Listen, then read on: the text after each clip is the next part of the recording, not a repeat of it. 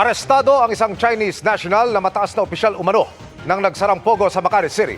Ang suspect na harap sa kasong qualified theft. Binuntutan ng mga operatiba palabas ng 5-star hotel. Nakatutok si June Veneracion. Exclusive! Habang ine-eskorta ng security palabas ng lobby ng 5-star hotel sa Makati, walang kamalay-malay ang Chinese na ito na may mga police intelligence operatives sa likod niya. Paglabas ng hotel, doon na siya pinusasan at inaresto.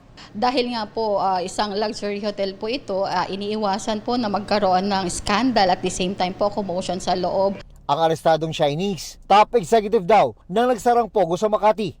May kinakaharap siyang 18 counts ng qualified theft. Siya po ay isang finance executive, so siya po ang nagmamanage ng mga expenses, cash transactions po within and outside po ng company po.